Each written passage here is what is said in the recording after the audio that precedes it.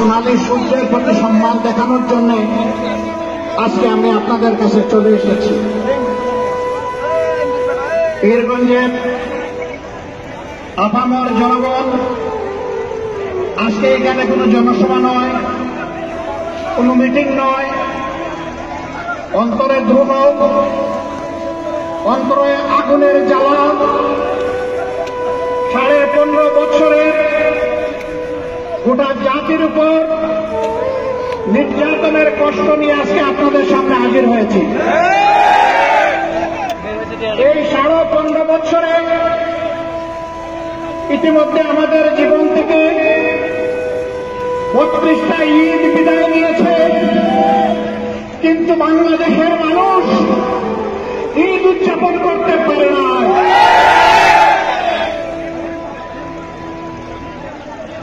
জায়গায় জায়গায় খুন গুম, হত্যা, ধর্ষণ, লুটপাট, মানুষের উপর সীমাহীন নির্যাতন, জুলুম গোটা জাতির শ্বাস বন্ধ করে দিয়েছিল। আল্লাহ তাআলার অশেষ মেহেরবানি, গত 4 তারিখ আল্লাহ তাআলা এই জাতির শ্বাস ফেলার সুযোগ করে দিয়েছেন। এটাকে সকলেই বলছেন বাংলাদেশের দ্বিতীয় স্বাধীনতা যুদ্ধ। আর এই যুদ্ধের মহানায়ক আপনাদের সন্তান, আমাদের সন্তান আবু সাঈদ। আমি আমার পক্ষ থেকে, আমার দলের পক্ষ থেকে আবু সাঈদের প্রতি ভালোবাসা, কৃতজ্ঞতা এবং শ্রদ্ধা নিবেদন করছি। আমরা এসেছি তাদের মা বাপের মুখ দেখতে, আমরা এসেছি তার আপনজনদের মুখ দেখতে। সেই গর্বিত সন্তান জাতিকে মুক্তির পথ দেখানোর জন্য হাতটা পাখির ডানার মতো দুই দিকে দিয়ে বুক চেপে দাঁড়িয়ে বলেছিল, বুকের ভিতরে চেপে দেওয়া, তোদের ইচ্ছা হবে আমার মুখে গুলি কর। ভাষণা তার মুখের কথা শুনেছে, বুকের ভাষা বুঝতে ব্যর্থ হয়েছে।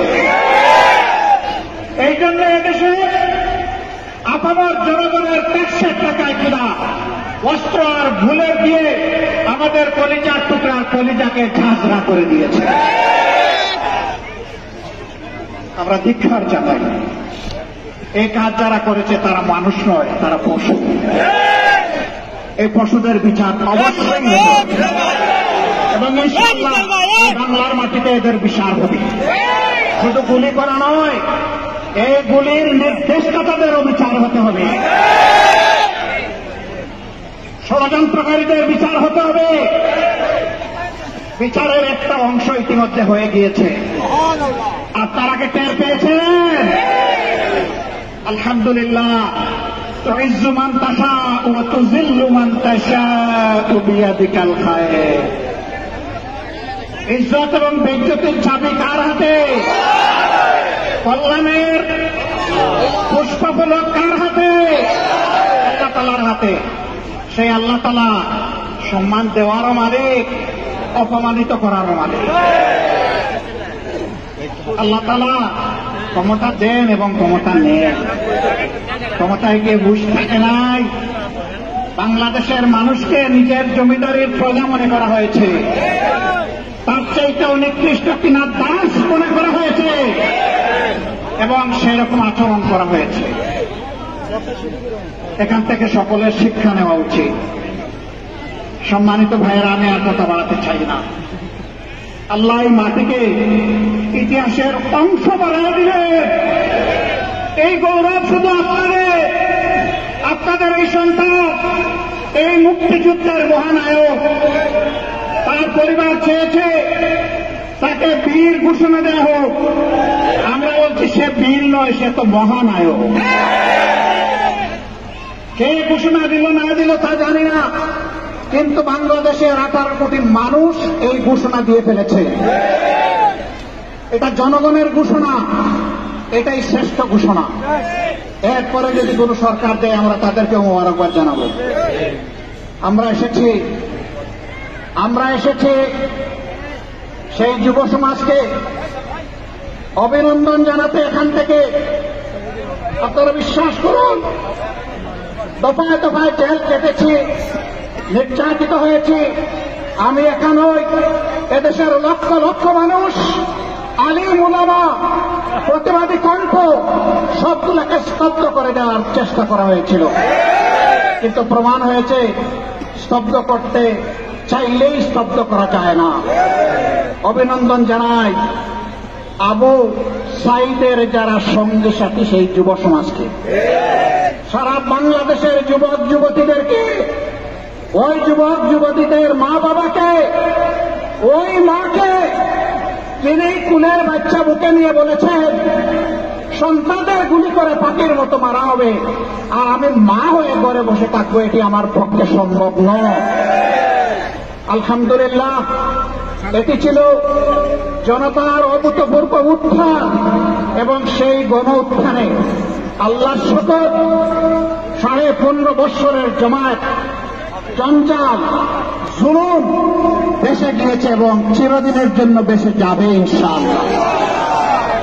যারা এই জাতিকে অপমানিত করেছে তারা কখনো সম্মানিত হতে পারবে না। ক্ষমতায় শেষ করতে টিকে থাকার জন্য একদিন আগেও বেপরোয়াভাবে 136 জন মানুষকে হত্যা করা হয়েছে। আমরা সেই সমস্ত মাদেরকে আমাদের পক্ষ থেকে সহানুভূতি এবং কৃতজ্ঞতা জ্ঞাপন করছি, যারা তাদের বুকের তন হারিয়েছে। বাবাদেরকে করছি, আমাদের সেই সমস্ত বোনদেরকে করছি যারা তাদের স্বামী হারিয়েছে, এতিম বাচ্চাদেরকে করছি যারা তাদের হক বাবা, বোনদেরকে করছি যারা তাদের ভাই হারিয়েছে, ভাইদেরকে করছি যারা তাদের আপন ভাইকে হারিয়েছে। আপনাদেরকে অভিনন্দন, আপনাদের প্রতি জাতি কৃতজ্ঞ। আল্লাহ আপনাদেরকে সবরে জামিলা থাকুন। যুব সমাজকে অভিনন্দন আবারও জানাই। একটিত্ব ভাই, তোমাদের এই জাতি তোমাদের জন্য চিরদিন তোমাদের কাছে ঋণী থাকবে ইনশাআল্লাহ। কিন্তু তোমাদের প্রতি আমার অনুরোধ, ছেড়ে দিও না এই জাতিকে, ঠিক চোখ চোখ দিয়ে থাকিয়ে থাকো। আগামীটাও তার যেন স্বৈরাচার হয়ে উঠতে না পারে।